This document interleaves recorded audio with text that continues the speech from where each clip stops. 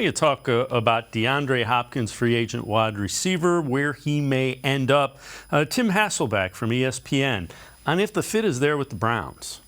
I think it could be a very good fit, Kevin. I know a lot of people are going to draw the connection for Hopkins to go to maybe Buffalo or maybe Kansas City. He's made a lot of money and looking for, to find a way to try to win a championship. But look, I look at the situation in Cleveland a little bit differently. I see Kevin Stefanski as a coach that needs to win, going to be under some pressure to have some success, and he's going to be under some pressure to have Deshaun Watson, who has been guaranteed a whole bunch of money, to play really well. One of the ways you can help make that happen, you already have Amari Cooper. How about putting DeAndre Hopkins, somebody that he's familiar with, on the other side? And oh, by the way, if you haven't been paying attention, the AFC is absolutely loaded with firepower at the quarterback position, at the skill position. And so if you're going to play in a division where you're going to compete against Joe Burrow and Lamar Jackson, and if you want to come out of the AFC facing quarterbacks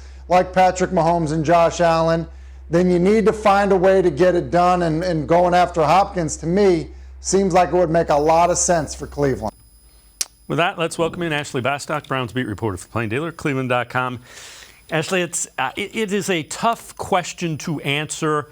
I think if you can make Deshaun Watson comfortable, it helps. The question is, what's it cost?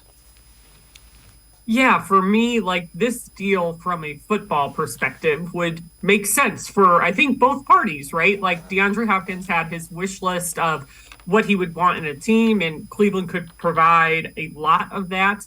And of course, Deshaun Watson is here. The two are very close. Deshaun Watson talked about that this week at the Cleveland Browns Foundation annual golf outing, and how, I think somebody asked him, have you made your pitch to DeAndre? Have you talked to him? And he's like, yeah, I've talked to him, but we talk all the time. He's like a brother, and they have been really close since they played together in Houston. So I do think, football-wise, it makes total sense. It's somebody Deshaun has familiarity with. But again, like you said, Dave, it comes down to cost. And are the Browns just going to get priced out of this? And yes, they had some money come available on the books today with that JJ3 money and the Jadeveon Clowney money expiring finally. So that helps. But I don't know if it's going to be enough to win the sweepstakes, so to speak. And yes, they have some intangible things. And I think, if you're the Browns, you obviously have to do your due diligence and make the pitch to him.